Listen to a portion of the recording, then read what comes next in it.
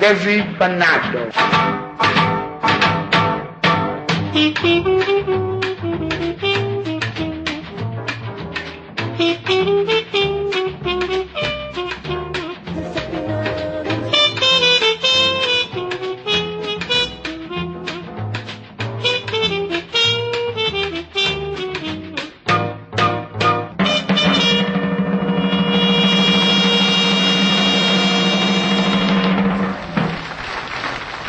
Algún día su nombre será usado en lugar de búsqueda. Búsqueda dejará de existir en las enciclopedias y solo usaremos chicha como verbo que defina eso de revolver mundos incansablemente. Nadie más debería usar ese apodo, salvo que demuestre poderes suficientes para enfrentar a todos los dragones. Fue mi abuela muchos años y dejó de serlo, porque yo solía irme de lugares y de personas sin despedirme. Solo me diluía sin ruido detrás de nuevas travesías. Cuando la falsa Clara golpeó su puerta, me recriminé mucho no haber estado a su lado. Me dolió en las vísceras aquel fallido tanto como mi falta. Chicha fue en extremo generosa, legándome el oficio de detective salvaje, su parsimonia y mi ansiedad.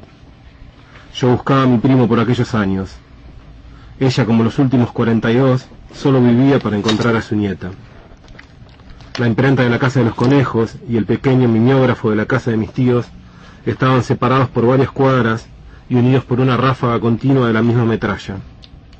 Ambos operativos, cargados de muerte, nos habían unido del otro lado de la ausencia. Hace un tiempo hicimos un asado, en su honor, en casa de Erenia. El anfitrión era Carloncho, yo el asador, y Elsa Pavón completaba el equipo, siempre cuidando sus espaldas. Ese día parecía haber dejado, al menos por un rato, su mirada melancólica. Al menos por un rato sus ojos de bruma descansaron de esa búsqueda que todo lo cubría. Tomó un poco de vino, rió con los chistes de Carloncho y contó miles de anécdotas. Eran los días donde los análisis de los jóvenes apropiados por Noble habían dado negativo. Una vez más, ella no se rendía. Insistía en la posibilidad de que hubieran plantado una doble y que la verdadera joven apropiada, quizás la verdadera Clara Nahí, estuviera en Europa escondida y buscaba la forma de demostrarlo. Siempre se aferró a hipótesis difíciles, algunas imposibles. Siempre estaba a punto de encontrar una nueva Clara y siempre siguiendo una nueva pista que no podía fallar. Muchas veces descreí de muchas de sus casi certezas, pero ¿quién carajo era yo para oponerme a la fuerza poderosa de su esperanza? Aquellas navidades de 2015, cuando creímos por algunas horas que Clara Nahí había vuelto, fueron la más extrema amplitud entre triunfo y vuelta al vacío jamás conocida. Por un rato habitamos su piel y fue insoportable. Por aquellos días escribí: hoy termino de entender que ella no es como nosotros los ciegos. Nunca lo fue. Siempre supo que encontraría la claridad, más tarde que temprano, pero lo haría, mientras nosotros, pobres bajadores de brazos, pensábamos en la derrota sin nombrarla. Aún más solos y con las manos vacías, solo nos queda llorarla y continuar la búsqueda de Clara Nahí.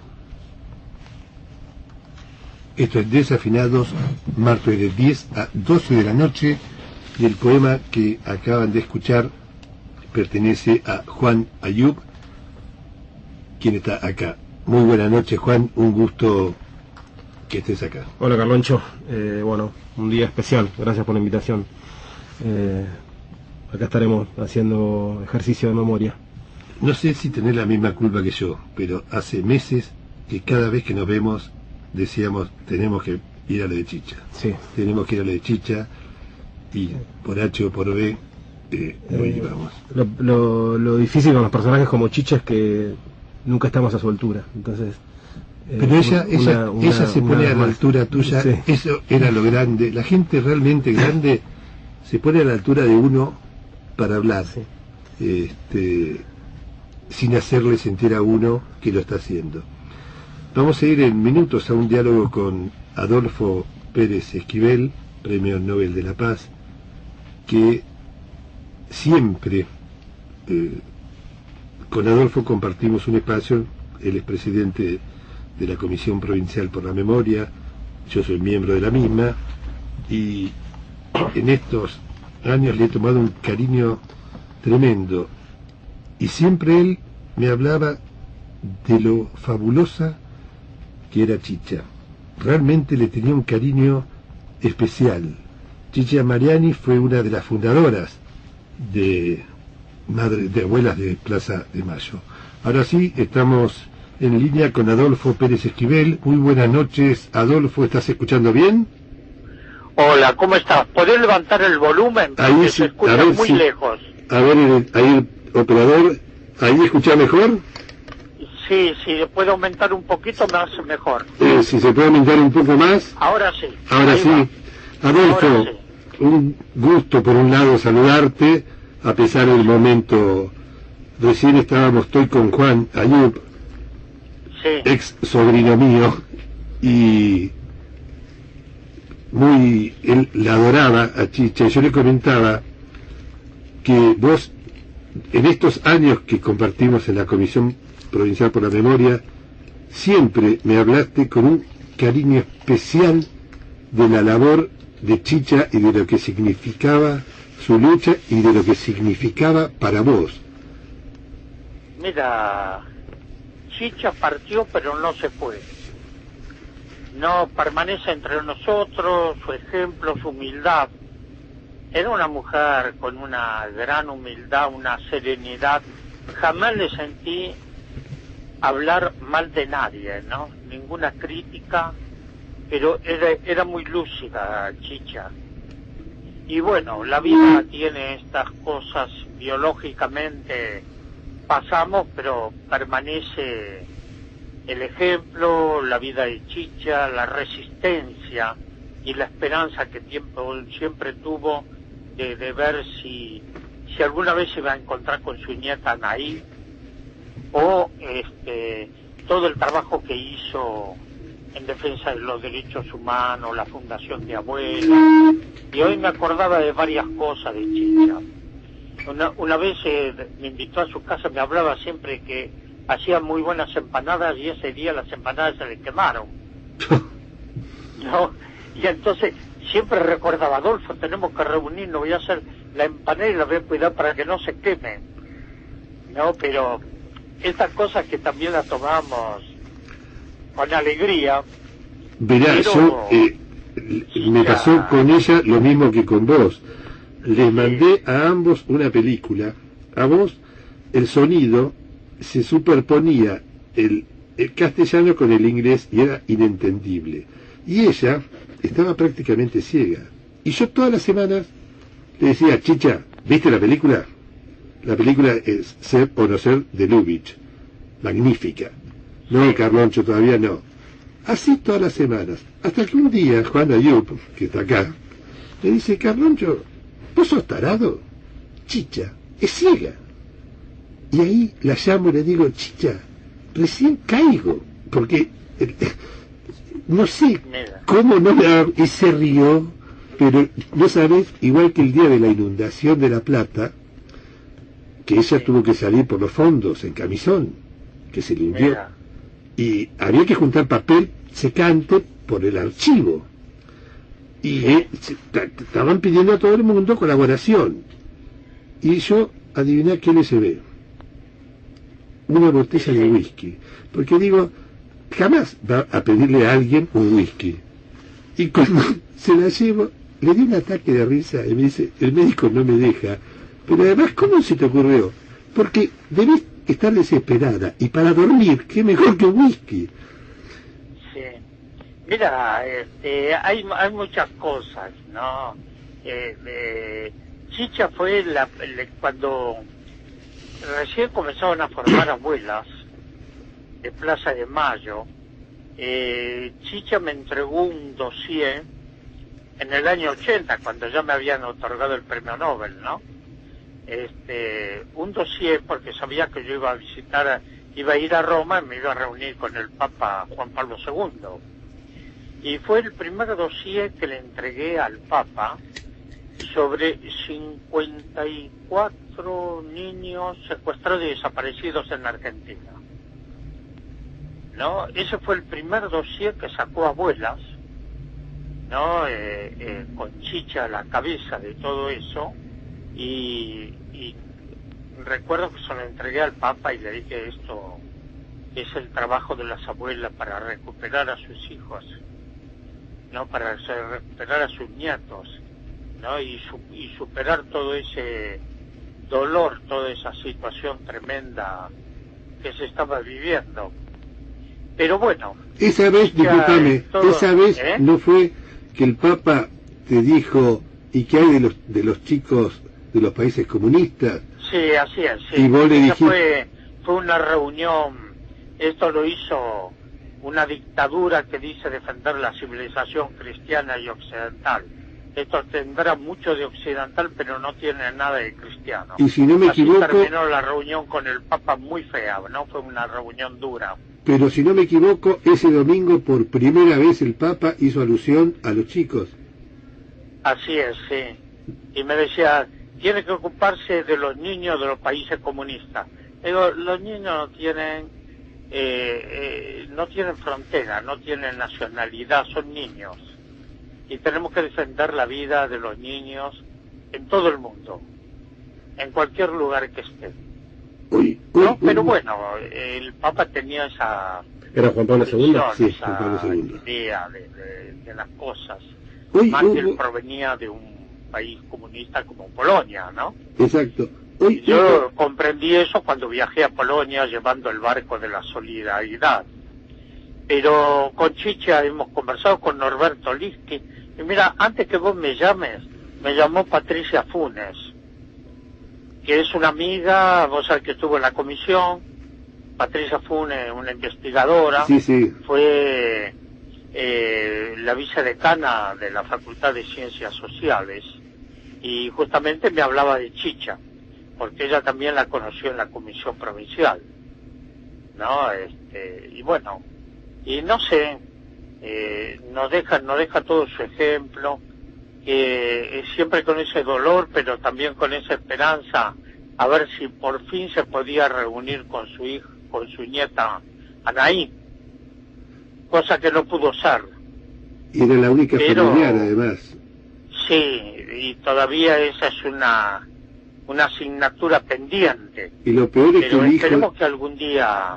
que la torrante de Checolás dijo que sabía, y sin embargo en el juicio tenía un rosario en la mano y no le dijo quién lo tenía. Esos tipos son siniestros, nunca se arrepintieron de todo el daño que le hicieron al país, a la humanidad. Bueno, ¿no? Hubo un obispo también que le dijo: señora, quédese tranquila que está en una buena familia.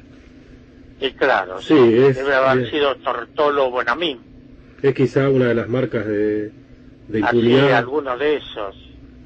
Y bueno, pero Chicha ha marcado muchos caminos, ha dejado mucha esperanza también, y su capacidad de resistencia y de amor, porque realmente Chicha sacaba esa fuerza del amor a su familia, a su nieta Anaí, que le juntaba muñecas de todas partes del mundo. ¿No? Hizo esa gran colección de muñecas para festejar el cumpleaños de Anaí. Vos la conociste, sí, todo eso, ¿no? Chicha tenía la particularidad de que cuando te veía, es decir, cuando llegaba, no te veía, ¿no? Te hacía una fiesta. O sea, se alegraba, te demostraba cariño. Una persona, recién Juan, antes de dialogar con vos, leyó un poema que escribió él, donde en el poema cuenta un asado que se hizo en casa. Juan fue el asador, yo nada hacía, y Erenia puso la casa.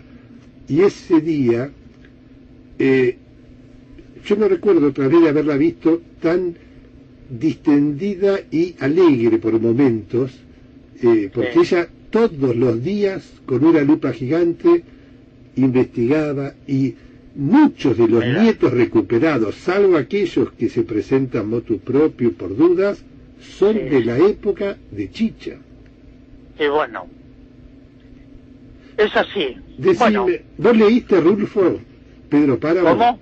Si leíste Pedro Páramo de Rulfo. ¿Podés hablar un poco más fuerte? Sí, si Que leíste... bajó otra vez el sonido, apenas te escucho. Si leíste Pedro Páramo, de Juan Rulfo. Sí, claro, sí. Esa idea de los muertos vivos, los vivos muertos, hace que uno mantenga a sus muertos al lado y que si sueña con ellos, se levante contento y no angustiado. No, creo que lo que nos queda y nos dejó Chicha es un camino, ¿no? Nos dejó su capacidad de resistencia, su amor infinito por los niños, por la humanidad, y en ningún momento Chicha bajó los brazos, ¿no?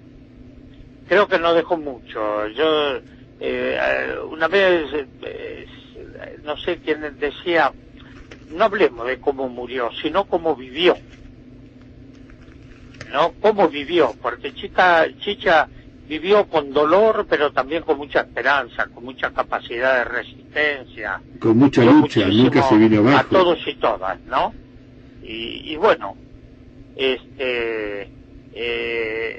yo por lo menos la llevo en mi corazón, en mi pensamiento, y hoy le escribí una carta a Chicha. No, lo recordaba lo de las empanadas también, de todo el trabajo y la lucha, de las muñecas, de todo eso que ella brindaba para hacer memoria. Yo por eso todo te lo que llamé, había ocurrido en el país. Por eso te llamé hoy a la tarde, porque sabía de la gran tristeza que hoy tendrías. Cambiando de tema, Adolfo, finalmente pudiste entrevistarte con Lula. Eso generó un hecho político muy grande, nos contaba Darío Pinotti, en Brasil. Mira, yo voy seguido al Brasil, ¿no? En el viaje anterior estuve en la favela de Almaré, donde asesinaron a Marielle Franco y al motorista Gómez, ¿no? Así que pasé todo un día con la gente de la favela, extraordinaria, gente con una capacidad de vida, un servicio increíble. Y lo otro, bueno, en este viaje participé de las grandes movilizaciones, ¿no? De las marchas, que fueron 50.000 personas de todo el país reclamando Lula libre. Que en Brasil es muy grande, esa concentración no es común en Brasil. No es común, porque era de todos los lugares de Brasil. La base de todo esto la puso el MST, el Movimiento de los Sin Tierra, ¿no? Increíble. Después estuvimos con la presidenta del Superior Tribunal Federal en Brasilia, y bueno, hablamos con ella. Yo le decía, miren, lo que pasa con Lula, que Lula es un preso político, porque no le pueden comprobar ningún delito, ningún hecho de corrupción. Lo que han hecho lo han sacado para sacarlo del medio. El gran pecado de Lula, que no le pueden perdonar, que sacó a 36 millones de brasileros y brasileras de la pobreza extrema, y le dio un sentido de vida, educación, trabajo, dignidad, ¿no? Recobraron su dignidad como personas. Ese es el gran pecado de Lula. ¿Y vos cómo lo viste? No quiero que eso vuelva. Vos fuiste con Amorín, creo, a verlo. No, fui con mi nieto, con Andrés. Ah, ¿y cómo lo viste vos a Lula? Mira, a Lula lo encontramos bien. Lula está fuerte, indignado, porque dice, yo quiero que se reconozca que soy inocente, no cometí ningún delito. Dice, y bueno, por eso se presenta, ¿viste la resolución de Naciones Unidas? Eso es maravilloso. Ahora vos viste que Lula que Temer... tiene que presentarse. Ahora vamos a ver el Temer tribunal dice que eso no obliga. Y Bolsonaro, el nazi que va segundo en las encuestas, dice que hay que salirse de la ONU. ¿Vos te das cuenta? Sí, bueno, hay que salirse de la ONU. Bueno, sí, esos son los golpistas de siempre, ¿no? Pero la ONU, por los tratados... son como patrones de estancia que quieren someter al pueblo de toda forma. Es un tipo que apoya la dictadura, es un militar, pero con la mentalidad distorsionada, ¿no? Sí, en realidad es de grupos parapoliciales. Tiene mucho apoyo en la policía. Esperemos que ese tipo no llegue, porque sería fatal no solo para Brasil, sino para América Latina. Y bueno, mira, eso tiene que ver con todo lo que está pasando en el continente y está pasando en nuestro país. Hoy era una imagen que era perfecta definición de lo que pasaba. Mientras del rectorado, donde la estaban velando a Chicha, sacaban el cajón, a una cuadra estaban reprimiendo a la gente de ATE que había ido a la marcha para ver a la gobernadora, una marcha pacífica, porque yo salí antes y la atravesé, con balas de verdad, con gases lacrimógenos. Era una foto de lo que ocurre. Mira, esto estamos perdiendo el derecho ciudadano. Cada vez esto se transforma más en un gobierno autoritario que roza la frontera de la legalidad. No, y bueno, mira, vos sabés perfectamente que yo no la pasamos bien con el kirchnerismo, ¿no? No es que el kirchnerismo, hubo gente que sí, que se alió con el kirchnerismo, bueno, yo soy cristinista a muerte, siempre te lo dije, ¿no? Pero entiendo perfectamente que como organismo de derechos humanos, la única función que tenemos es controlar que el Estado no viole los derechos humanos, esté quien esté. Es esto, más allá de las posiciones partidarias. Por eso no hay que aceptar plata del Estado, salvo que venga la ley de presupuesto. Sí, ahora el problema que se plantea aquí, lo que pasa en Brasil está pasando en todo el continente, es la judicialización de los gobiernos progresistas. Mira, Rafael Correa, sacaron no es casualidad que el secretario de Estado de Estados Unidos, el secretario de Estado Matis, viene a Brasil, a Argentina, justo el día que se presenta el PT la candidatura de Lula y va a dar instrucciones.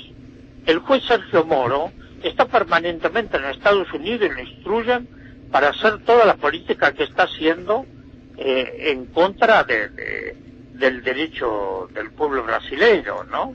Y la cárcel de Lula, porque no hay un solo elemento. Adolfo, ¿cuáles son los siguientes pasos que definen la posibilidad de Lula de ser candidato o no? ¿En qué instancia se define eso? Lula se presenta como candidato, ahora tiene que decidir el Tribunal Electoral. Ahí, claro, las impugnaciones que se presentaron. Hay muchas apelaciones, primero por la inocencia de Lula, segundo por el derecho de él presentarse como candidato a la presidencia de la nación. Pero el problema hicieron todo esto de meterlo preso. El problema para mí está precisamente ahí, que tanto en Brasil como en Argentina el Poder Judicial se ha bastardeado a tal punto que acá, por ejemplo, te detienen sin ni siquiera tomarte indagatoria. Esto es terrible. Además, mira, una cosa que hay que analizar mucho son los grandes medios de comunicación. Allá O Globo es un medio de comunicación que ataca permanentemente a Lula y trata de desprestigiar toda la política del PT. Sin embargo, no pudo negar la superación de la pobreza, porque estaba la FAO, el PNUD, Naciones Unidas, el Banco Mundial, y entonces a Globo no le quedó más que reconocer el trabajo contra la pobreza, ¿no? Pero bueno, y aquí en Argentina también los medios condenan antes de saber si esa persona es inocente o es culpable. Está pasando con Cristina, con Milagro Sala. Ahora, ¿dónde está el Estado de Derecho? Hoy no vamos a defender la corrupción de nadie, pero ¿dónde está la prueba? El Estado de Derecho? Hoy ¿Dónde está la independencia del Poder Judicial, del Poder Político? Hoy el fiscal... Porque viste que lo sacaron al juez Arias. Sí, sí. Bueno, hay muchas cosas que habrá que trabajar, y porque derechos humanos y democracia son valores indivisibles.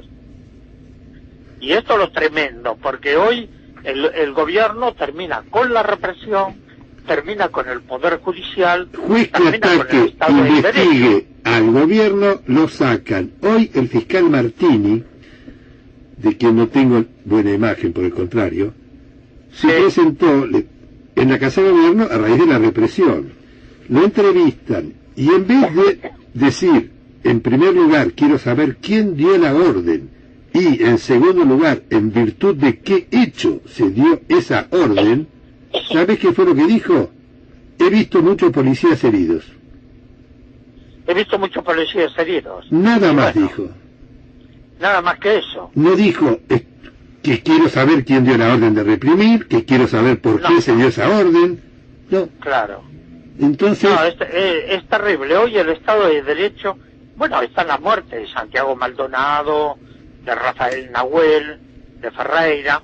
Es realmente preocupante. Ir a tomar el té. Pero bueno, hermano, chocobar. hay que seguir laburando, hay que seguir pensando, y no hay que bajar los brazos, ¿no? Tomemos el ejemplo de Chicha, que siempre tuvo esa gran capacidad del trabajo buscando la verdad, la justicia y la reparación del daño hecho. En última instancia es un camino. Eterno. Es un camino. Y tiene que aprender esto. Se trata de caminar. Bueno. Adolfo, te agradezco muchísimo. Sé que madrugás, que a las 7 estás en el gimnasio. Te agradezco mucho que hayas atendido hasta ahora, y estuve mucho tiempo hoy pensando en vos, pensando en cómo te sentirías. En la Facultad de Ciencias Sociales va a haber un festejo de los 20 años de la Cátedra Cultura de Paz y Derechos Humanos a las 7 de la tarde. ¿Cuándo? El viernes. Este viernes. Ajá. 24. A las Así 7... que no sé si puedo decir o qué, pero sería bueno. En Capital. En Capital, es en la Facultad de Ciencias Sociales, en Santiago del Estero, entre Humberto Primo y Cochabamba, y Humberto Primo y Carlos Calvo. Mira, acá con Juan Ayub, que me está haciendo señas que también va, vamos y ahí nos veremos. Sería bueno. Sí. Bueno, che, un fuerte abrazo y mucha fuerza y mucha esperanza. Igualmente para vos, y realmente te quiero mucho, Adolfo. Gracias, igualmente. Chao. Chao, Adolfo, gracias. Adolfo Pérez Esquivel, Premio Nobel de la Paz. El Premio Nobel se lo dieron siendo muy joven.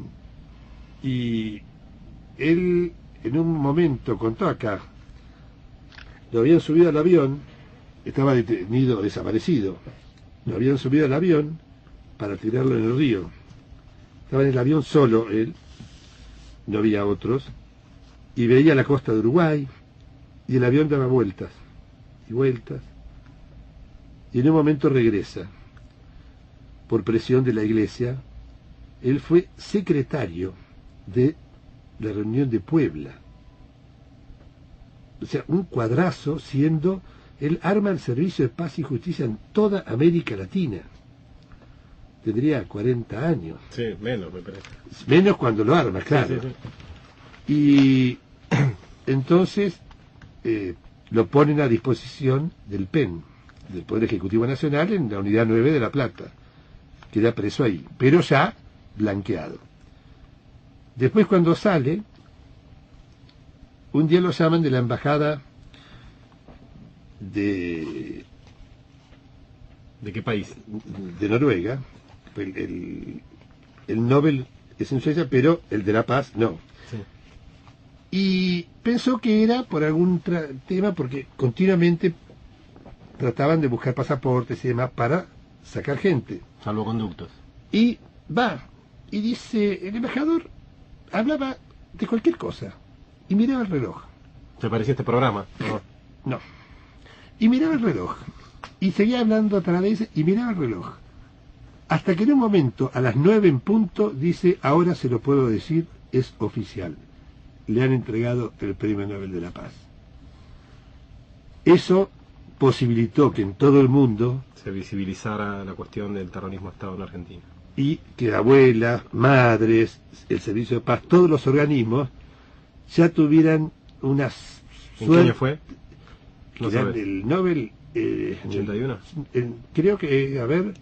Sí, yo entré, no, antes, en el 79, puede ser. Fíjate ahí en internet. Yo estaba en primer año, creo, de bioquímica, y yo entré en el 77, 78. Te interrumpo, como sí. solés hacer vos.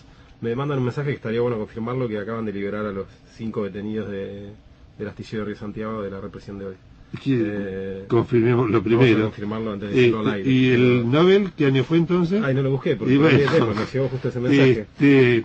Ahora, la humildad que tuvo La Plata, que en ese momento era $1,000,000 y pico, para él, no se la quedó él, la entregó al Servicio de Paz y Justicia, para seguir funcionando. 1980. Sí, claro. En el 80. Sí. Para seguir funcionando. Y cuando aceptó el Nobel, lo aceptó en nombre de todos los organismos de derechos humanos de la Argentina. Y siempre, nunca lo he visto en un acto soberbio ni enojado. Siempre escucha, ambos estamos en la Comisión Provincial por la Memoria, sí. Y él siempre escucha a todos. Y después que escucha a todos, da su opinión tranquilamente, moderadamente, de una manera que nadie se sienta ofendido, pero da su opinión bien clara. Certera. Y acepta lo que desea la mayoría, obviamente, pero es un gusto conocerlo. Vamos a escuchar un tema musical que se lo vamos a dedicar a Chicha Mariani, a todas las madres y abuelas que en estos años han muerto. Recuérdame, de Brian Eno.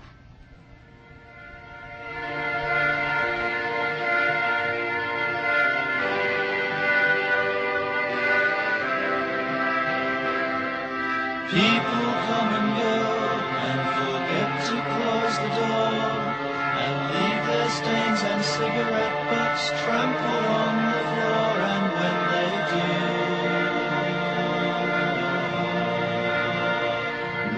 remember me.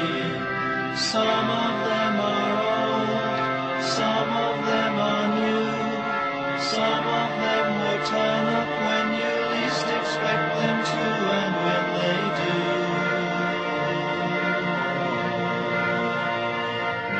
remember me. Lucy, you're my girl, Lucy, you're a song. Lucy, please be still and hide your madness in a jar, but do beware.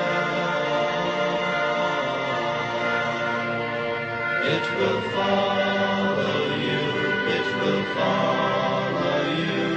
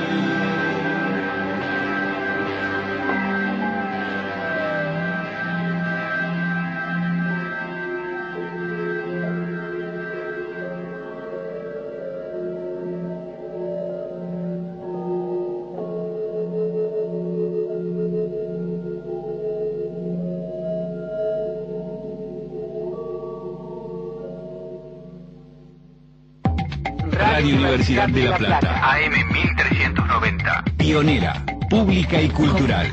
De luz. Liliana Downes y Daniel Efes en un breve latir radial. Gotas de luz, chispitas ante tanta oscuridad. No somos más que una gota de luz. Miércoles a la medianoche. Una chispa tan solo en la edad del cielo. Gotas de luz. Por AM 1390, Universidad. La higiene en el trabajo es fundamental. Por eso Mecowe te lo garantiza con sus productos exclusivos. Nos especializamos en la distribución de productos de higiene personal y limpieza para comercios e instituciones. Con Mecowe, tu trabajo es más seguro, saludable y productivo. Encontranos en www.mecowelp.com.ar o al teléfono 221-483-2823. Mecowe, contactanos y tené la salud en tus manos. La Pulseada, la revista del Padre Cajade.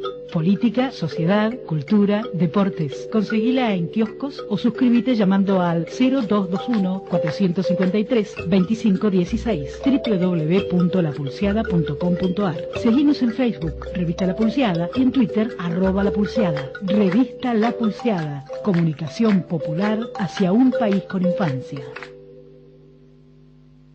Cursos de tango danza. Consultar por clases gratuitas para principiantes. Vocalización y repertorio. Violín, piano, bandoneón, guitarra, flauta y coro. En nuestra Biblioteca Popular Carlos Gardel encontrá una variedad de textos y libros de todos los géneros. Si querés aprender a bailar no necesitas pareja. Solo ganas. Casa del Tango La Plata. Calle 43, número 413, entre 3 y 4. Teléfono 425-3514.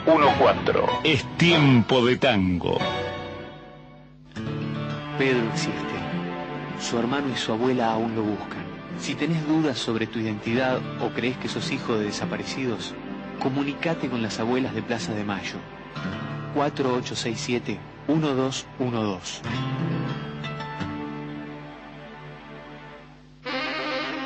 Desafinados al aire.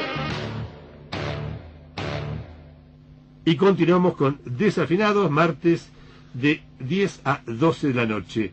Hoy me olvidé de dar el enigma, porque empezamos con la poesía de Juan Ayub, así que voy a reiterar un enigma que es maravilloso. Lo hemos hecho varias veces, pero como diría la señora, el público se renueva.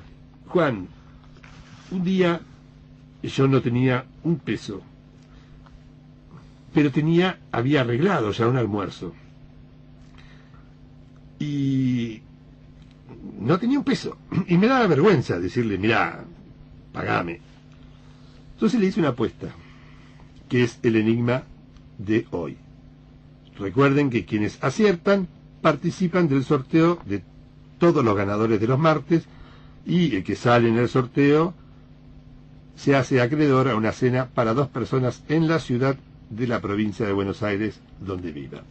Entonces le dije esto: poné un vaso seco, bien seco, llenalo a ras con agua. Un vaso común, ¿no? ¿Cuántos alfileres comunes también crees que pueden entrar? No número exacto. 2, 10, 20, 30, 50, 1.000.000, sin que se derrame una gota. Si usted cree tener la respuesta, y no debe ser exacta, con que se aproxime nomás, lo damos por válida. Llame a cualquiera de estos 2 teléfonos, 0221, que es el prefijo de La Plata, 422-0200 o 422-0295. En momentos más vamos al diálogo con Darío Pignotti. Hola, Darío, ¿estás al aire? ¿Estás escuchando? Sí, te estoy escuchando perfectamente. ¿Cómo estás, Carloncho? Es una noche de muchas celebraciones, ya lo sé. Es una noche muy rara, un día muy raro. Estoy con Juan Ayub, el ex futuro sobrino mío. Era la pareja, es el padre de mis sobrinos nietos. Imagínate qué horror. ¿Qué tal, Darío? Buenas noches. Darío, ayer saludarte, ¿cómo estás? Ayer salió una nota que firmabas con 2 personas más en Página, dando cuenta de un hecho espantoso que está ocurriendo en Brasil, en la frontera. Recién hablamos con Adolfo Pérez Esquivel de su visita a Lula, a todo esto, te lo digo entre paréntesis, fue eso. ¿Por qué no nos contás cómo está en este momento la situación con Colombia y cómo está la situación de Lula?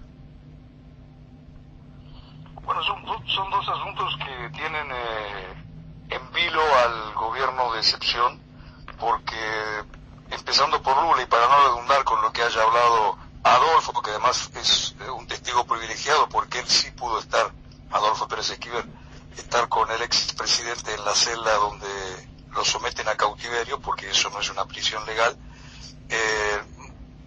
Para no sumar datos que pueden ser redundantes, lo cierto es que el respaldo internacional obtenido por el expresidente legítimamente electo y reelecto contrasta de manera drástica con el ninguneo diplomático del que es objeto el régimen administrado por Michel Temer. Tanto que es hasta pintoresco observar las personalidades que circulan por una ciudad relativamente remota, pequeña, sin peso económico, cultural, político como es Curitiba, que pudiera ser algo así como una Río Gallegos, una Bahía Blanca en Argentina. Imagínate, personalidades internacionales pasando por sobre Buenos Aires y aterrizando en Bahía o en Comodoro, es inaudito. Pues así es, personalidades internacionales de todo tipo han venido y de magnitud han venido a saludar a Lula, el último de ellos Pérez Esquivel, y hay un desprecio, un desinterés por estrecharle la mano a quien está ocupando de manera ilegítima el Palacio del Planalto. Ni el propio Macri, por lo que se escucha aquí en corrideros políticos, en mentideros diplomáticos, está muy a gusto fotografiándose con este presidente. Por lo cual, el desbalance del tamaño internacional que ha adquirido Lula, sumado a al reciente aval que recibió de Naciones Unidas para que pueda ser candidato, con el descrédito de ese dato, otra de las muchas paradojas. Pero en lo que tal vez no hayan hablado con Pérez Esquivel es precisamente la situación fronteriza. Para situar a tu audiencia, la frontera que Brasil comparte con Colombia y Venezuela es más extensa que la de Estados Unidos. Se fue el audio. Esa fue controvertida. Se fue el audio. Es más extensa que la de Estados Unidos con México, ¿decís?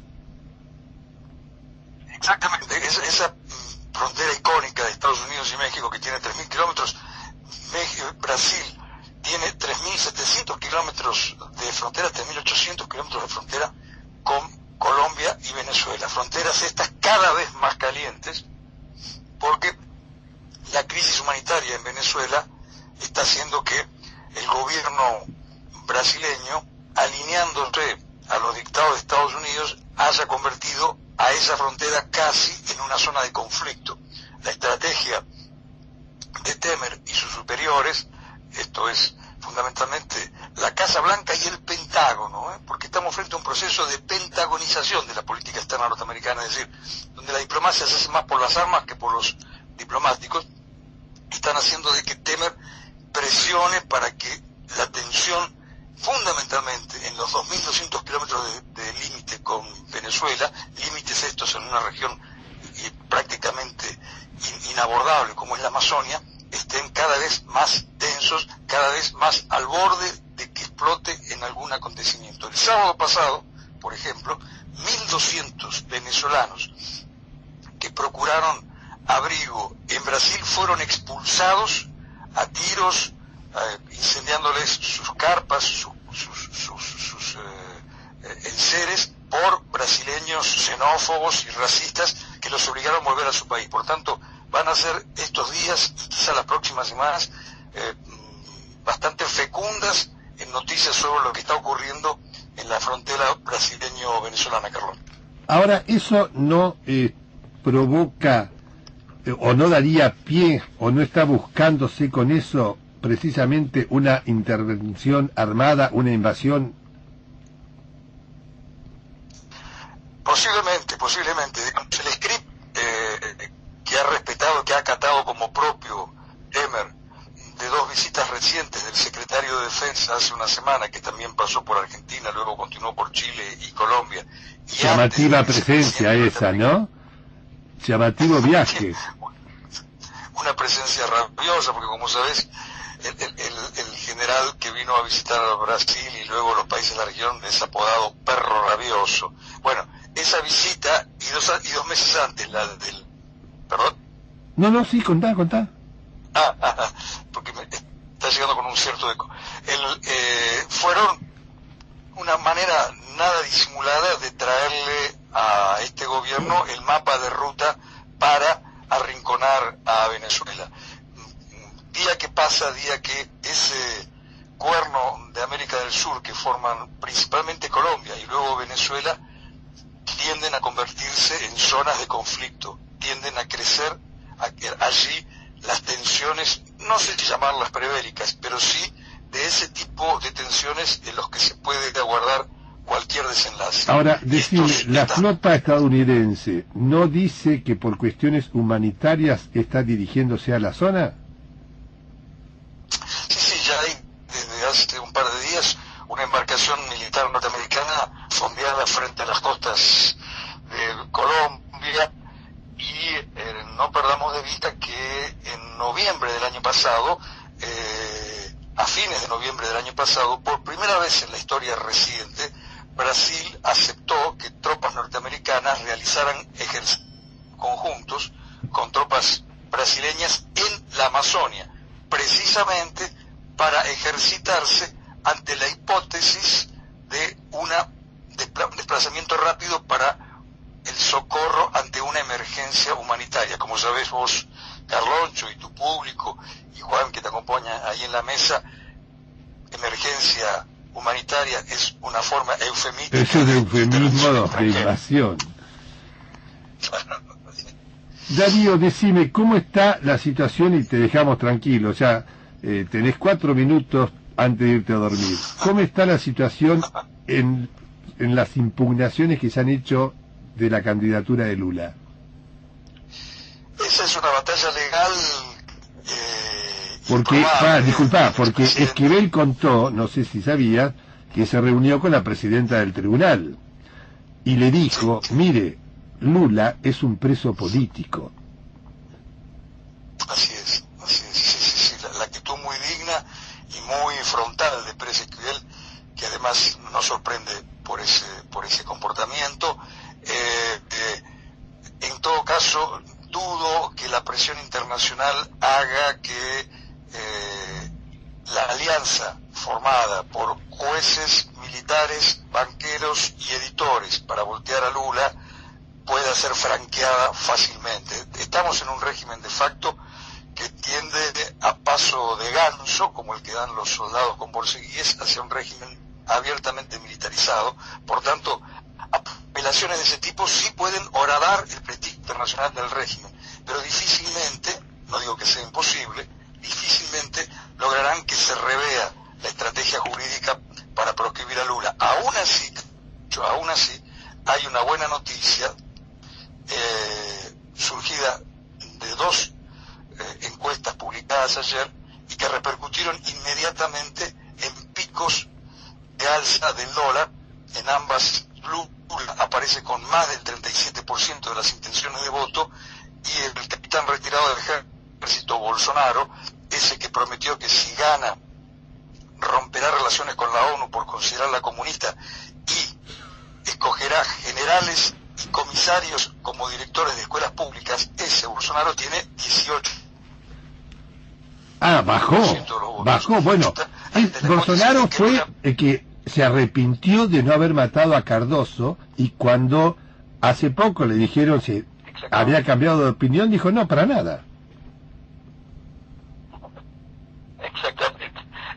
Bueno, el susto del mercado es que, corrijo, Lula 37, Bolsonaro 18.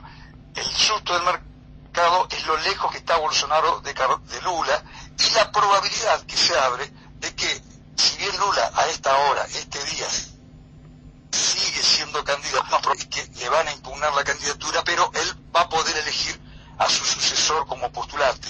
Y el temor, mercado tenga estos comportamientos espasmódicos, es que el sucesor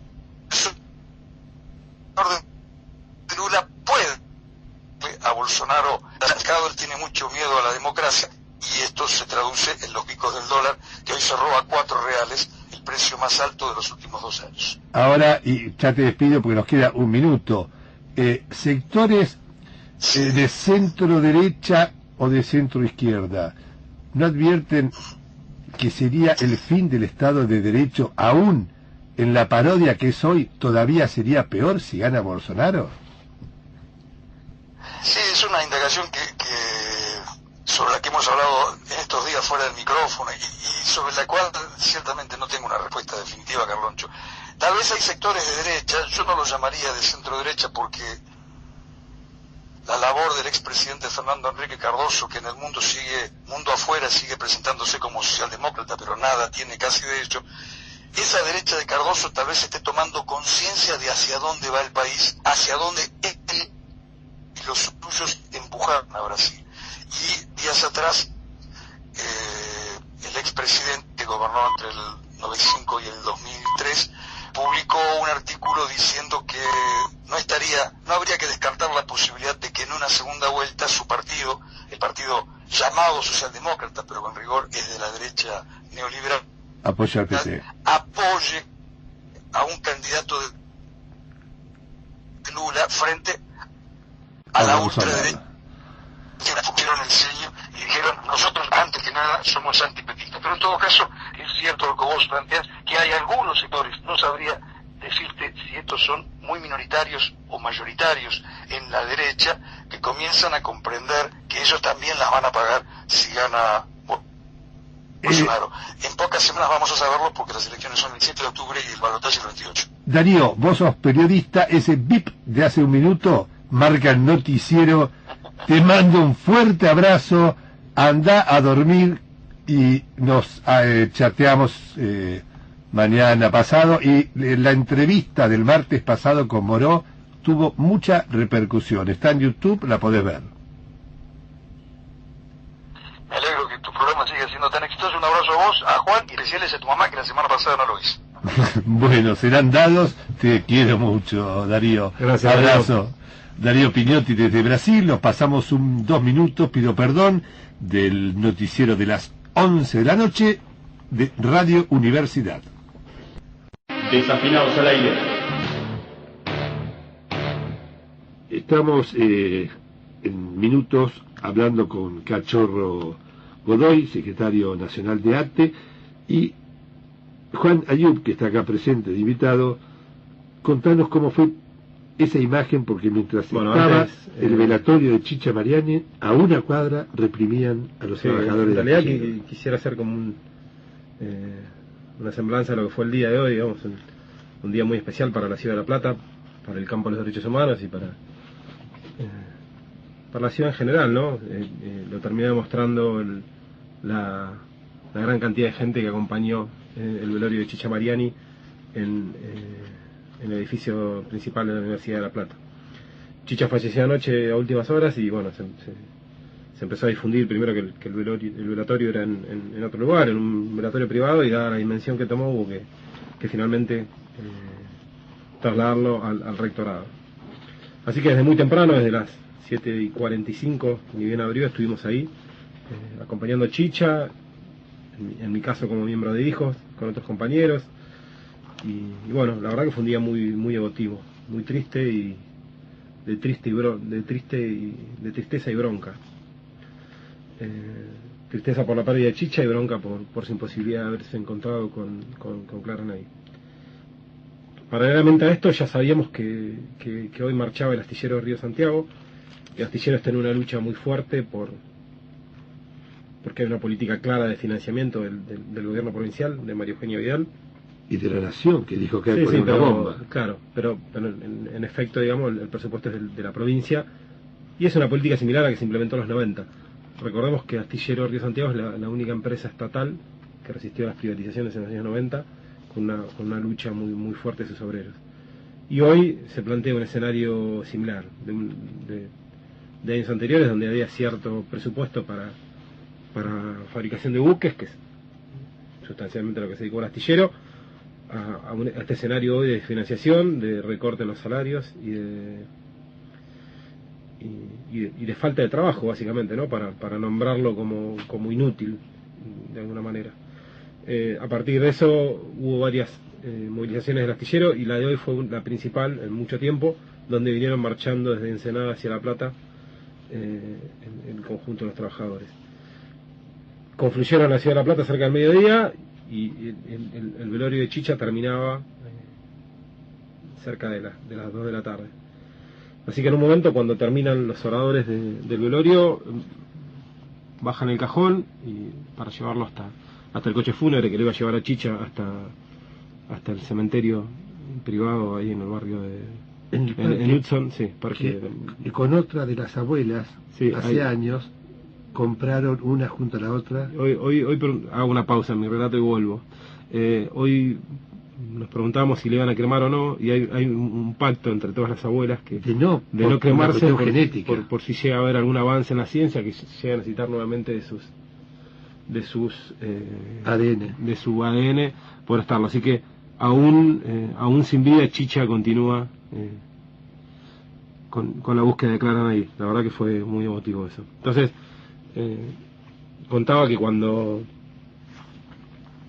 finalmente bajan el cajón, casi en simultáneo, desde la calle 7 avanzaba la columna de los trabajadores del astillero de Santiago, y empezaba una brutal represión de la policía bonaerense. Así que la verdad que fue una postal muy clara de lo que es hoy el gobierno de Macri en Nación, el gobierno de Diana en provincia, por un lado de impulsar la desmemoria y la política de reconciliación en el campo de las 8 semanas, y por otro lado una represión feroz a los trabajadores. Así que, bueno, esa represión lo pueden ver por todos lados. Fue con balas de goma, con un patrullero pisando un manifestante, con balas en algunos casos también de verdad, balas de plomo, y con 5 detenidos que finalmente confirmamos recién que habían salido. Así que el astillero estaba movilizado en los tribunales, en la fiscalía de calle 7 y 57. ¿Están todavía? Sí, están. Creo que ahora que los largaron deberían estar desconcentrando, pero bueno, están en pie de movilización, y pinta un escenario complejo para los próximos meses. Quedarse sin trabajo, por ejemplo, en una ciudad chica de 15.000 habitantes, no me acuerdo el nombre ahora, del interior, que está la fábrica de Adidas, sí. Cerró. Quedaron 6.000 personas sin trabajo, o sea, 6.000 familias, y los comerciantes, es decir, todo el pueblo empieza a verse, sí, claro, que disminuye su ingreso, algunos sin trabajo, pero 6.000 en un pueblo de 15 pidiendo trabajo es imposible. Es imposible. Exacto, sí. Si Adidas cierra, bueno, que la compre la provincia, que forme una cooperativa de trabajadores y que permita que ese pueblo pueda seguir viviendo. ¿Qué esperan? ¿Que cierre el pueblo? Sí, queda muy... la referencia inmediata de Astillero de Santiago es la fabricaciones militares en la provincia de Córdoba, que también hubo en semanas pasadas una ola de despidos muy grande, y hay una política para las empresas que quedan de manufactura. Ahora, de mano al Estado, un financiamiento.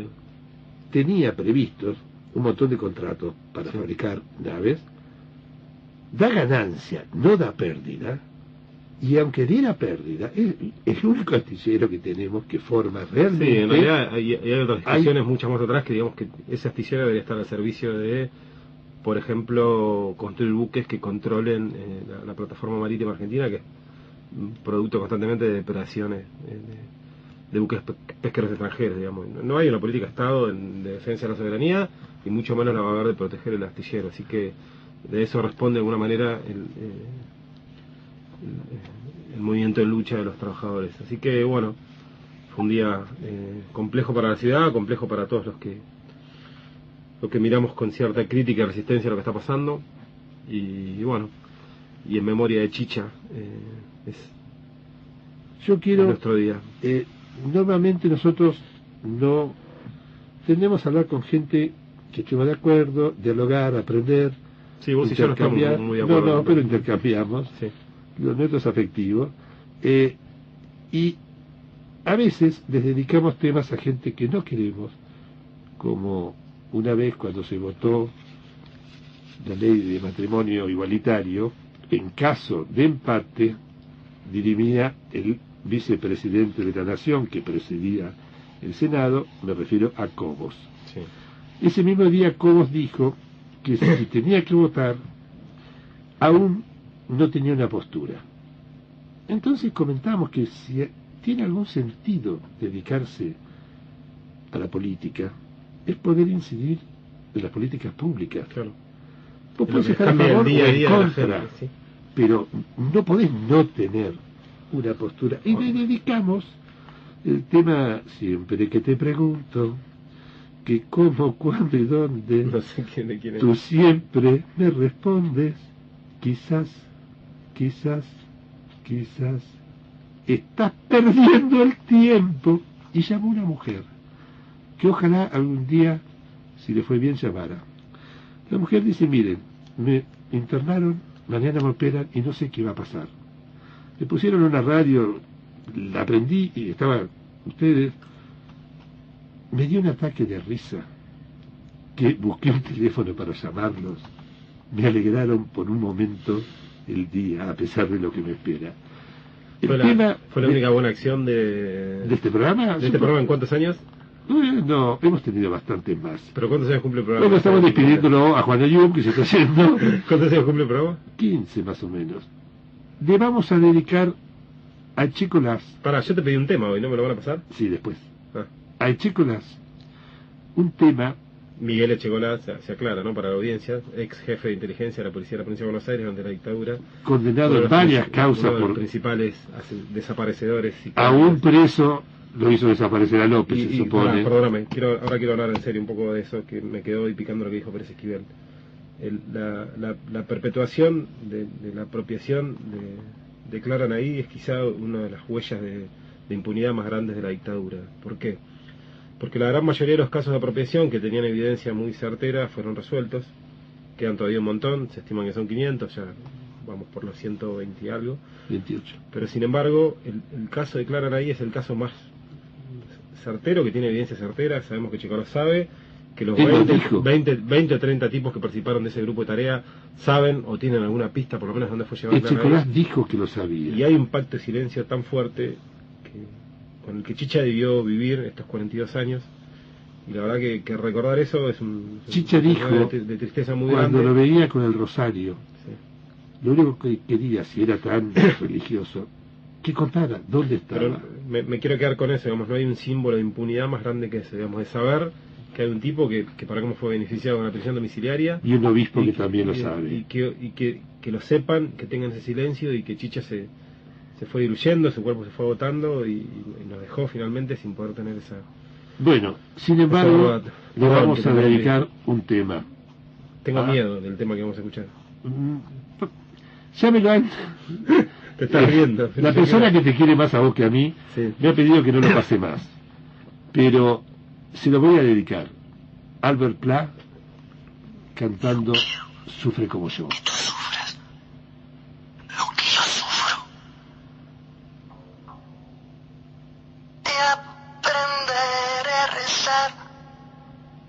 Para lograrlo,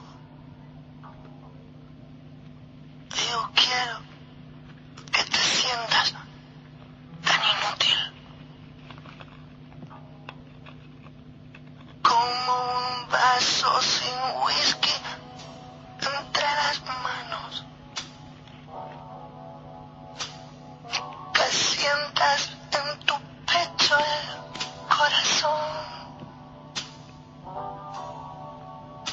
como si fuera el de otro y te doliera. Yo te deseo la muerte donde tú estés y aprenderé a rezar para lograrlo.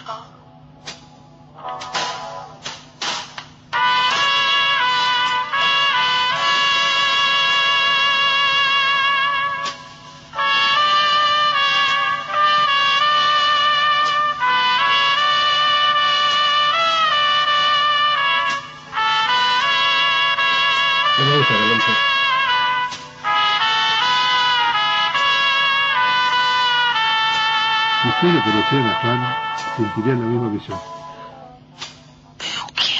¿Me puedes contar un poco la canción mientras suena? ¿Quién es el que canta?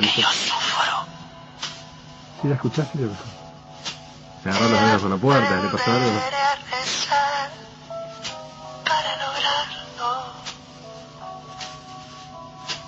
yo quiero que te asomes a cada hora como un preso aferrado. A pedido de Juan Ayud, retiramos el tema Sufre como yo, de Albert Pla. Vamos a ir en el momento... ¿Es el hermano de Norma Pla?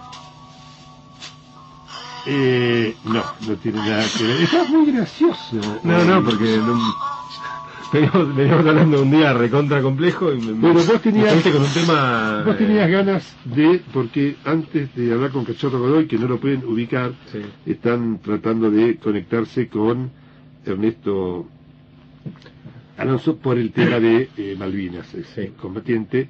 Así que pone el tema que vos hoy pediste que pasemos. Bien, ¿pero yo lo tengo que poner o lo pone el...? No le dijiste, así que lo tenés que poner acá acercando... O sea, soy invitado y soy también musicalizador. Ustedes observan el maltrato del invitado, ¿no? Bueno, imagínense que esta persona pertenecía a mi familia. Imagínense, y bueno, para cómo lo quieren más que a mí. El que está tocando es otro de mi familia.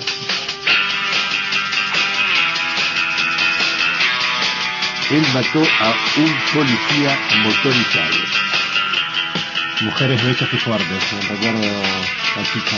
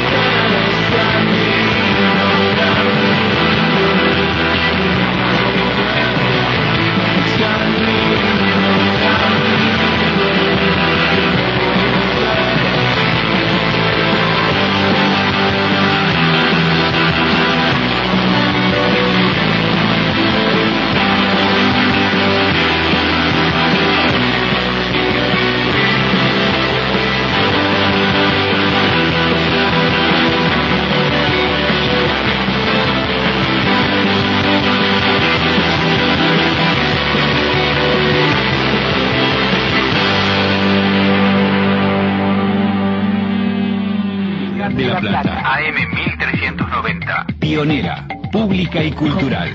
De luz. Liliana Downes y Daniel Efes en un breve latir radial. Gotas de luz chispitas ante tanta oscuridad. No somos más que una gota de luz. Miércoles a la medianoche. Una chispa tan solo en la edad del cielo. Gotas de luz.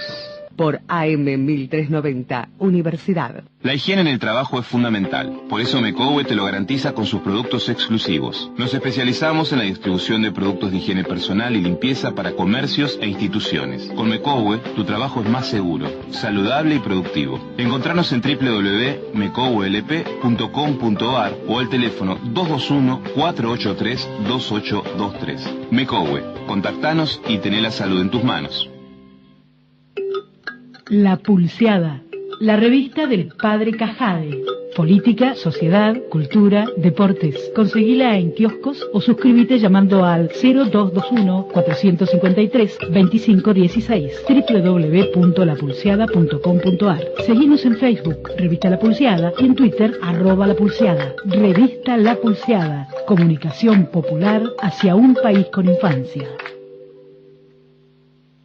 Cursos de tango danza. Consultar por clases gratuitas para principiantes. Vocalización y repertorio. Violín, piano, bandoneón, guitarra, flauta y coro. En nuestra Biblioteca Popular Carlos Gardel encontrá una variedad de textos y libros de todos los géneros. Si querés aprender a bailar no necesitas pareja. Solo ganas. Casa del Tango La Plata. Calle 43, número 413, entre 3 y 4. Teléfono 425-3514.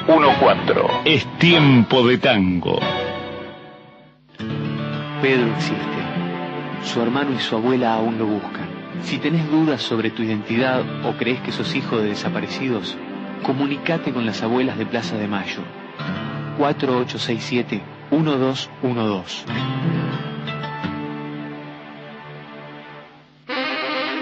Desafinados al aire. Y continuamos con Desafinados. Les recuerdo, martes de 10 a 12 de la noche. Los teléfonos para contactarse son el 422-0200 o 422-0295. Vamos a ir a un diálogo con Oscar de Isasi, secretario de ATE de provincia. Buenas noches, de Isasi. ¿Escucha usted bien? Hola, sí, te escucho bien. ¿Cómo te va? Bien, muy bien.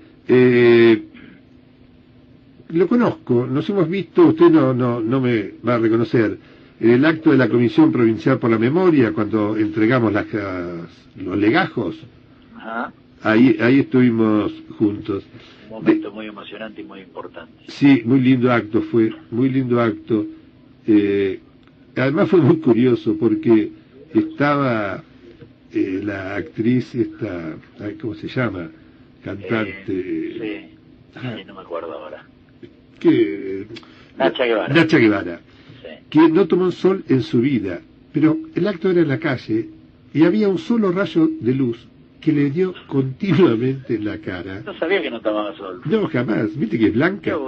Y le digo, Nacha, ¿tuviste todo el día bajo el sol? Y se ríe y me dice, ¿viste? Como diciendo, estaba roja.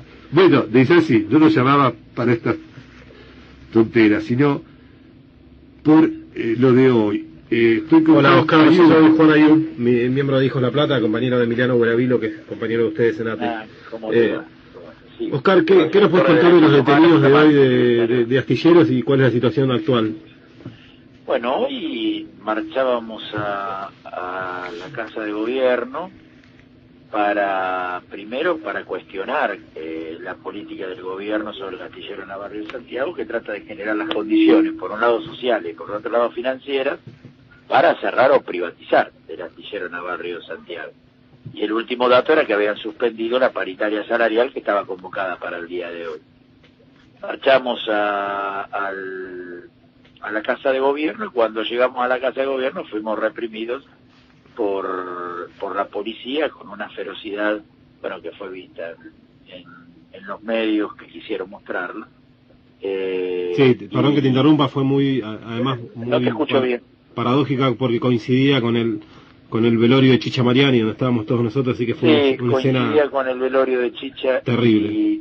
Y y la verdad que parecía surrealista en algún momento. No, parecía una postal de lo que nos espera de ahora en más. Claro, así es.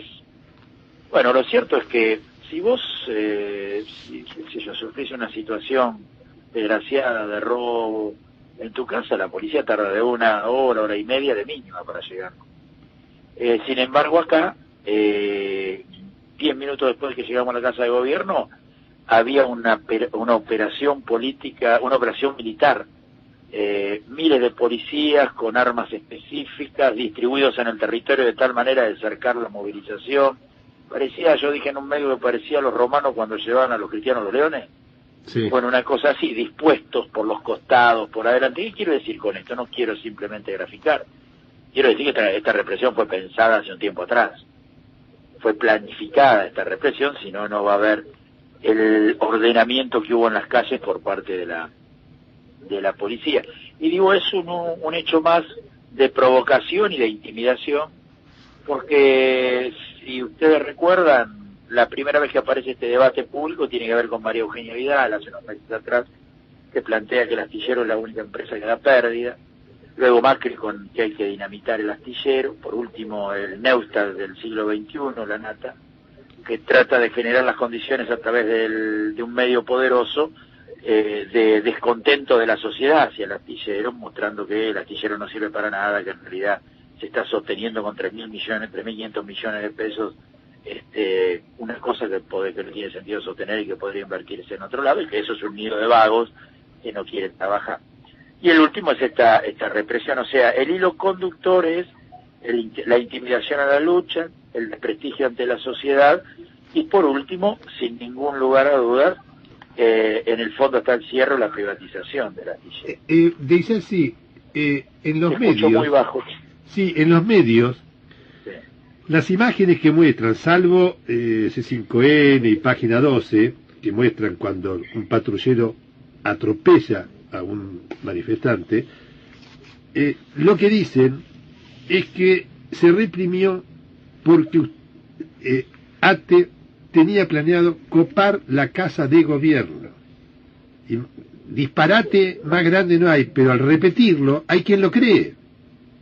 A ver, claro, porque seríamos unos desquiciados si planteamos la hipótesis de poder entrar a la casa de gobierno, ocuparla, tener una permanencia, estaría en la categoría del delirio.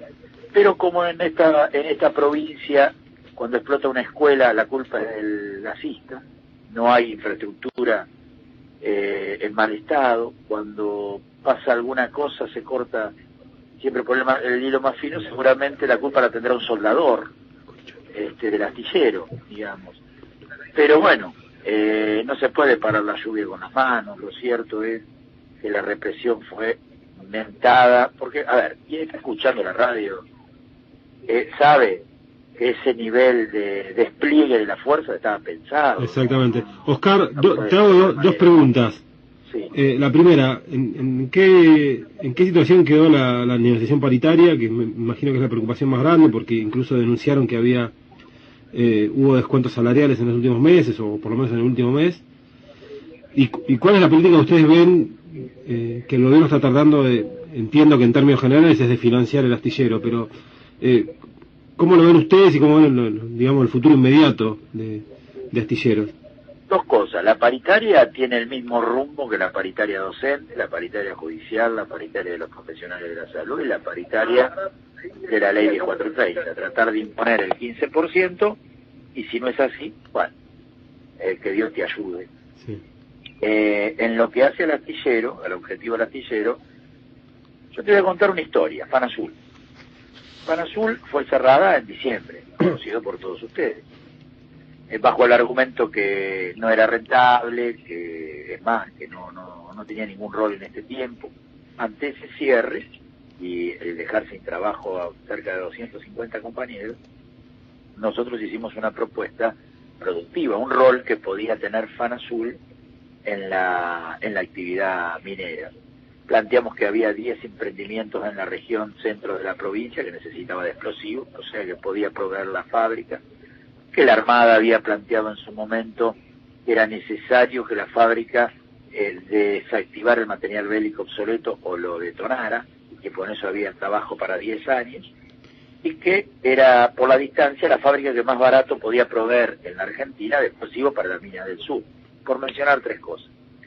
Gobierno, Michetti, la vicepresidenta, que en su momento recibió a los trabajadores, la gobernadora Vidal, el interventor Rivas de fabricaciones militares, todos dijeron que eso era inviable, que no se podía hacer y que no estaba en los planes de fabricaciones militares.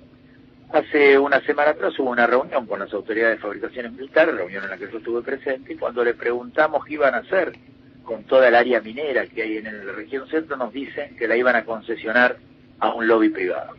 O sea, que lo que podía hacer la fábrica militar de Azul, se lo entregaron a un lobby privado. El destino del astillero Navarrio Santiago es tratar de privatizarlo o cerrarlo, hacer un negocio. Si el negocio es más conveniente cerrarlo en beneficio de sectores privados, harán eso, y si es privatizarlo, tratarán de hacer eso otro. Pero los trabajadores y trabajadoras del astillero tienen una historia de lucha, la región tiene una historia de lucha de defensa del astillero, y creo que en cierta subestimación que plantea el gobierno hacia los trabajadores está el propio talón de alquiler. Yo creo que no es la primera vez que suceden este tipo de hechos, y el astillero va a estar a la altura de las circunstancias. Ahora, una preguntita. Al igual que con los equipos técnicos del ARSAT, de investigaciones científicas que han ido desarmando, los trabajadores de astilleros son muy específicos en la labor que cumplen, y es una mano de obra muy calificada, difícil de reemplazar. Altamente calificada y reconocida en toda Latinoamérica. Bueno, acá se hizo la Fragata Libertad, se han hecho embarcaciones de hondo calado para todo el mundo. Tiene una historia de producción. A lo que voy es a que si a ese grupo lo desarman o no lo mantienen y perfeccionándolo, va a costar años rearmarlo. Ahora, si a vos no te importa la soberanía de la industria naval, es más, si el Fondo Monetario Internacional entre las condiciones te plantea que hay que renunciar a la soberanía en general, vos vas a ver cómo entonces se claudica en la construcción de Atucha 3. Y ahí claudicás en la soberanía energética. Oscar, recordanos cuántos empleados tiene el astillero, por favor. Alrededor de 3.500 trabajadores. Si se cierra el astillero, se duplica la desocupación en Ensenada y Berisso, y se vuelve a los niveles de los 90 de la desocupación. Ese es el impacto social que tiene el cierre del astillero. Ahora, decime una cosa. Astillero tiene previsto ya los contratos firmados para armar, construir naves. Y Astillero, en realidad, bien manejado, da ganancia, no da pérdida. Pero no solo da ganancia de forma directa y da ganancia de forma indirecta. A ver, tomemos 3 ejemplos. La Marina Mercante. Por no tener flota de bandera, flota de bandera argentina, la Argentina se están fugando 7.000 millones de dólares por año en alquiler de flete. La Argentina funciona como una isla. Su mercancía en gran medida se transporta por agua. Pero sin embargo no tenemos flota de bandera. A pesar de que en un momento histórico tuvimos una muy grande. Mira, yo el otro día estaba escuchando un video del general Perón en su primera presidencia y planteaba este problema, que al no tener flota de bandera en ese momento se perdían 800 millones de pesos por año. Conclusión, se empezó a fabricar embarcaciones y el astillero empezó a tener un rol importantísimo. Ahora son 7.000 millones de dólares que podrían invertirse en salud, en educación, en salarios y demás. Pero además, la capacidad instalada, si se la financia, podría construir más embarcaciones para afuera, y eso generaría recursos para la provincia, recursos genuinos para la provincia. Por otra parte, vos fijate que la Marina de Guerra está comprando, o el gobierno para la Marina de Guerra está comprando embarcaciones en Israel y en Francia de manera escandalosa, a un precio escandaloso, obsoletas además, cuando en realidad lo que queda probado entonces es que la Marina de Guerra necesita construcción de embarcaciones. Y la flota pesquera el Rigel, el San Antonino y el Repunte, son tres ejemplos lamentables de que es necesario renovarla. En Mar del Plata el 70% de la flota tiene entre 40 y 70 años de antigüedad, o sea que la flota pesquera también demandaría la construcción de embarcaciones. Por lo de tanto, hecho, por este donde año lo mires, se hundieron dos ya. Por donde lo mires, decía, es necesario la reactivación del astillero, salvo que lo mires desde la claudicación de la soberanía de la industria naval y entonces ves las cosas como están o las profundices. Sí, de la entrega. No hay una razón económica, política que pueda confesarse de que para que el astillero se cierre o se achique. Ahora decime, Ensenada, por ejemplo, en la provincia tiene una deuda gigantesca. Ensenada tiene que mantener sus hospitales, todo funciona muy bien, y de cerrar astilleros ocurriría lo mismo que está ocurriendo ahora en la ciudad, que no me puedo acordar el nombre, donde está la fábrica Adidas, que cerró y deja 6.000 personas en la calle, en un pueblo que creo que tiene 15.000. Duplica la desocupación, como dije, la lleva a 16 puntos, significaría volver al nivel de los 90, reducir el consumo y por lo tanto lesiona también el comercio de la región, tiene muchos impactos, aumenta la demanda Esteban de Echeverría, la ciudad. Públicos.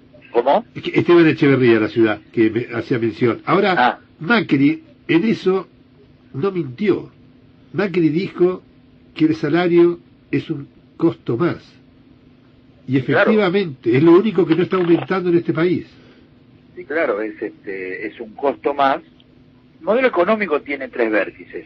Uno, el negocio financiero, el otro, la exportación y el otro, abaratar la mano de obra. Para abaratar la mano de obra hay que reducir la masa salarial. Por ejemplo, en el Estado se reduce con 4 componentes la masa salarial. Uno es los despidos, que haya menos trabajadores. El otro es los retiros voluntarios, que haya menos trabajadores. Y el otro es las jubilaciones compulsivas, que haya menos trabajadores. Y por último, las paritarias a la baja. Es decir, que el aumento salarial sea inferior al aumento del costo de vida.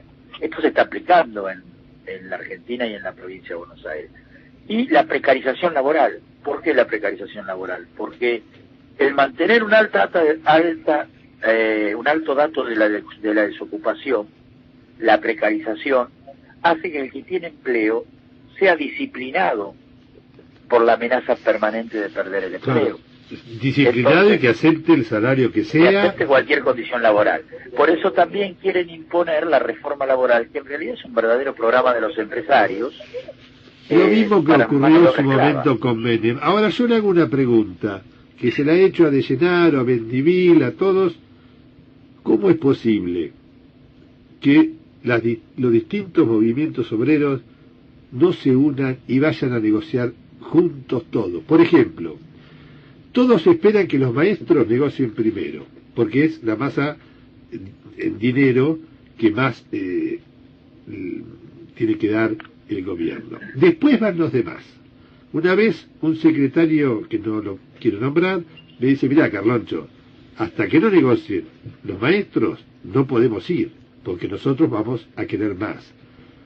No entiendo ese razonamiento, porque deberían estar todos, incluso también a favor de los jubilados, pidiendo lo mismo, y no que camioneros pida tanto, otros tanto, y a los jubilados nada. El problema está en entender que las negociaciones salariales son por sector y que son distintas. Hay una sola política salarial, que inclusive se derrama, en el caso del Estado, de manera jurisdiccional, o sea, en el Estado nacional, el Estado provincial y en los estados municipales. Cuando se habilita la paritaria docente, ya condiciona el resultado de esa paritaria, condiciona todas las otras paritarias. O sea que el problema de la paritaria docente es un problema de todos. Porque si sale bien, condiciona la cancha a favor nuestro. Y si no sale bien, a favor nuestro digo de todos los estatales. Sí. Y si no sale bien, y diría de los trabajadores en gran medida, y si no sale bien, condiciona a favor del gobierno o de la política de baja salarial. Por eso nosotros decimos que cada pelea salarial es una pelea de todos. Es más, el gobierno quiere dividirla y fragmentarla para construir ese. Es lo que le estoy diciendo, que deberían ir todos juntos a pedir por eso estoy coincidiendo con vos. Claro, el mismo tipo de aumento. creo que esa división, fomentada en gran parte por algunas dirigencias sindicales, es lo que termina imposibilitando que haya un aumento para jubilados, para maestros. Camioneros por ahí reciben un buen aumento por el poder que tiene el paro de camioneros, pero ahora los están disciplinando con multas multimillonarias que les arruinan el sistema de salud. O sea, es una locura lo que está ocurriendo a nivel trato del gobierno con los trabajadores, si lo comparás con trato del gobierno con las multinacionales o las empresas cerealeras, las mineras.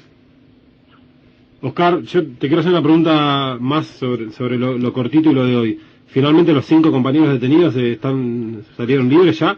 Mira, hace un rato que recuperaron la libertad. De hecho, yo estoy por comer en el centro. Hace un rato nos quedamos hasta último momento y han recuperado la libertad. Fueron golpeados. Hay una foto que circula con una pared manchada de sangre. Sí, fueron golpeados en los calabozos brutalmente. Por eso los denunciantes terminan siendo los compañeros golpeados y queremos justicia en el sentido. Mañana vamos a denunciar esto en la movilización que vamos a hacer a partir de las 10 de la mañana a la Plaza San Martín.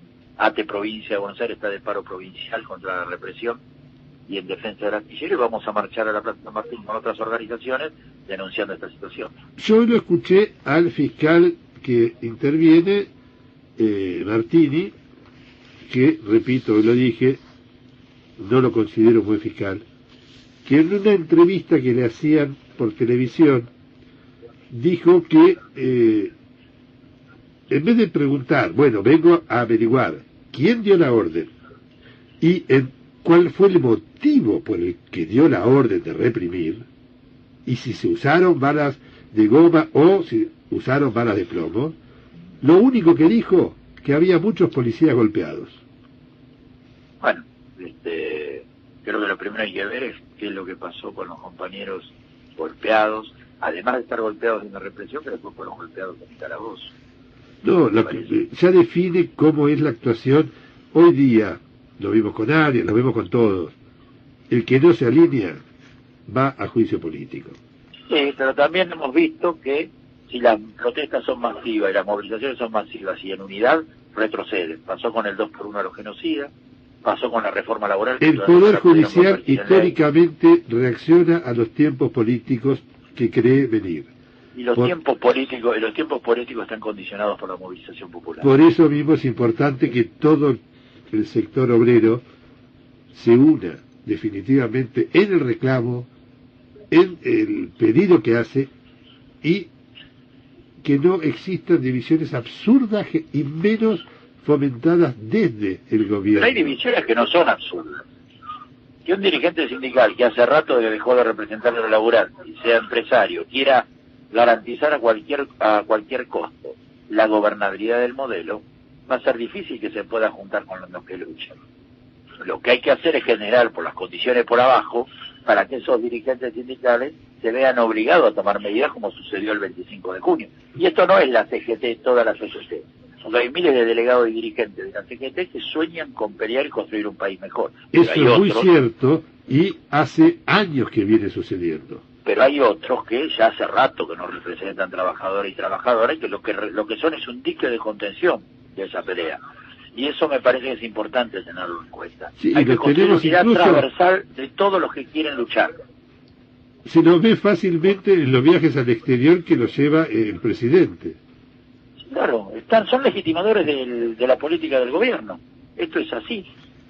Ahora, eso no quiere decir, yo no soy de generalizar. Digo, una cosa es Undaer, otra cosa es Smith, a quien yo le tengo respeto. Tengo muchísimas diferencias, pero le tengo respeto.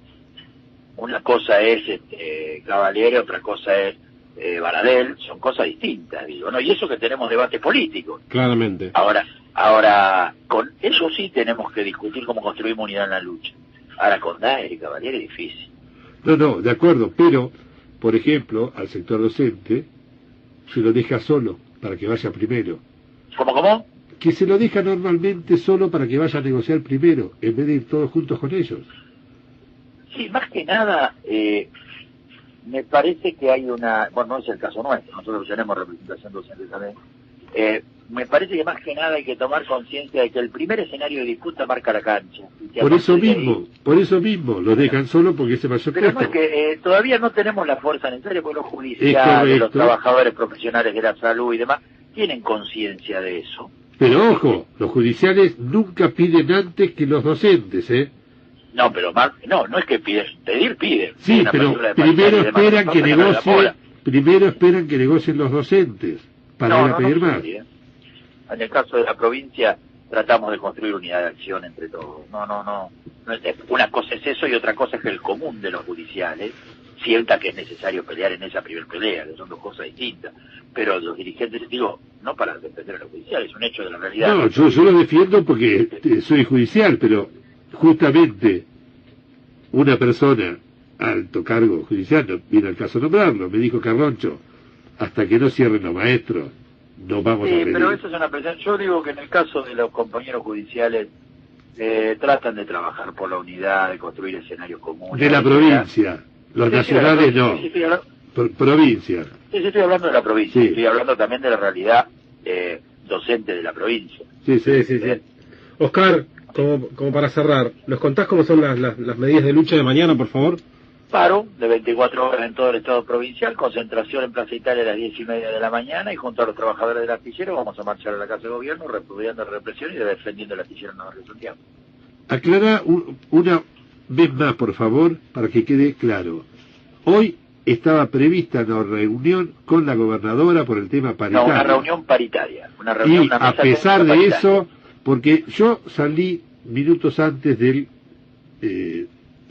velorio de Chicha Mariani, porque a mí la parte, cuando sale cajón y demás, no es como que algo que me afecta mucho, y pasé a través de toda la marcha, que venían de una manera tan pacífica, te diría tan alegre, tranquilos, caminando, iban todos justamente para la Casa de Gobierno. Así es. Y después me entero lo que ocurrió. Y cuando me entero que iban a una reunión pautada para hablar de paritarias y que salgan diciendo desde el gobierno que iban a tomar la Casa de Gobierno, lo cual supongamos que la toman, ¿qué hacen? O sea, es tan absurda, claro, tan absurda esa hipótesis, y que había todos policías golpeados, dice el fiscal. La situación, y me temo que vamos muy mal, y de caer, el martes pasado hablamos con Leopoldo Moró, y le preguntaba si en el hipotético caso de llegar a un default para fin de año, caería el gobierno. Y Moró me dijo algo, me dice, mirá, hay gente que está jugando a eso. Efectivamente caería el gobierno, y como ya ocurrió, sería la legislatura quien nombraría al Ejecutivo. Nosotros no estamos jugando a eso, me dice Moró. Y le digo, Pichetto, sí. Bueno, por ejemplo, Pichetto. Sí, operativos. Yo digo algo en esto. Cuando el pueblo pone algo, el pueblo lo tiene que sacar. Cuando no hemos hecho eso, nos ha ido mal a los argentinos. Por lo tanto, lo que sí creo que hay que ir construyendo una alternativa clara que vuelva a enamorar a nuestro pueblo con un proyecto político que nos permita que la gente no opte por uno o por otro, sino que realmente juegue como protagonista. Me parece que ese es el gran desafío. Yo no creo que cuando me votan a mí, el pueblo nunca se equivoque. Cuando a mí no me votan, son todos unos tarados que votan a los verdugos. Yo creo que hay que reflexionar entre quienes somos del campo popular, reflexionar seriamente quienes gobernaron los 12 años anteriores y quienes no fuimos capaces de construir una alternativa superior. Hay que reflexionar por qué el pueblo no nos votó en varias elecciones de manera mayoritaria, para poder detectar cuáles son los límites y recuperar la iniciativa política.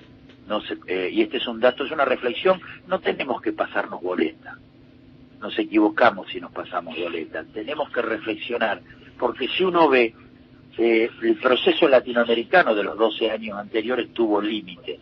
analizar a fondo esos límites. Es un deber de cada uno de nosotros en el lugar donde estamos, porque por algo el golpe en Brasil, por algo lo que sucedió en Ecuador, y por algo, por el voto popular, surgió un fenómeno tan desquiciante como es el caso de Macri. Ahora, eso nos remite no a echarle la culpa a los otros, sino a mirarnos nosotros como militantes del campo popular, insisto, los que gobernaron 12 años y los que no fuimos capaces de construir una alternativa superior, para revisar esos límites, donde tenemos que corregir para que cuando vuelvan a venir vientos de cola favorables, podamos profundizar las reformas de tal manera que cuando quiera venir el vuelto neoliberal no pueda volver, ¿no? Es muy correcto, muy lindo cierre para este diálogo. Le agradezco muchísimo esta charla. Mañana, ¿a qué hora es entonces la concentración para que la gente sepa? 10:30 de la mañana. 10:30 de la mañana, ¿en dónde? Plaza Italia. Plaza Italia. De Isasi, esperemos que haya, al menos que no haya represión, que finalmente se llegue a una paritaria, y esperemos que, como usted dice, nos formemos como sociedad en un proyecto político que sea compatible con el de al lado. Cuando eso sucede, hacemos historia. Listo. Si no, acordate el 17 de octubre. Un abrazo muy grande y perdón la hora en la que lo molestamos. Ah, por favor, un placer. Muchas gracias, Oscar. Un gusto. Juan, tu característica es fastidiarme y lo lográs a veces. Pero te quería hacer una pregunta que había quedado pendiente. Hablemos de cine. No. Entre tantos temas bueno, sí. La pregunta... Pero pará, si todavía no te la hice la pregunta. Sí, me la hiciste antes de recreo. Pero no tenés que vender eso. Bueno, a ver, ¿cuál sería la pregunta, Juan? Tenemos un minuto. ¿Viste El Rey León de Disney? No. No, era otra la pregunta, perdón. Hoy mencionaste... Yo soy el tío del Rey León, te aviso. Un minuto, me están haciendo seria. Un minuto. Vos nombré una película que le había regalado... Se pone la gorra. La película que le regalaste a Chicha Mariani y cuando Chicha no podía verla. Porque y a Adolfo también, pero se la regalé con un subdoblado. Me gusta un buen título para una novela. El que le regala una película a un no vidente. Carloncho Sánchez Viamonde. La película es, y les cuento, es la mejor película que he visto en términos comedia. Es más, Chaplin dijo, yo tendría que haber hecho eso y no El Gran Dictador. Es Ser o no ser, del 41, filmada cuando atacan Polonia, filmada por polacos, el director es Lubitsch, la filman en Estados Unidos, vuelven después, la actriz muere en un bombardeo, y es una comedia denunciando el nazismo de una manera tan brillante que hay continuamente una vuelta de tuerca y hasta el final no podés saber qué pasa. A los 50 años, Mel Brooks y Anne Bancroft, la mujer, hicieron una remake. El Superagente 86. Claro, el director del Superagente 86. Una remake con el final más lindo, pero no tiene el encanto de la primera. Hay un señor atrás del vidrio que está haciendo las señas. Sí, no sé si es señor a esta altura, pero porque es autopercibido. Muy buenas noches y recuerden, la respuesta del enigma. Por una cuestión de tensión superficial, más de 200 alfileres pueden meter en el vaso con agua. Hay 5 llamados que acertaron. Le agradeces al invitado, ¿no? No solo te agradezco, sino que te digo una frase que parece póster de pizzería, pero le juro, es lo único inteligente que dije en mi vida. Mientras la desgracia nos dé recreos, a festejar. Ni siquiera esperemos algo bueno. ¿Pasó algo malo? ¿No? ¿Listo? Eso es lo bueno.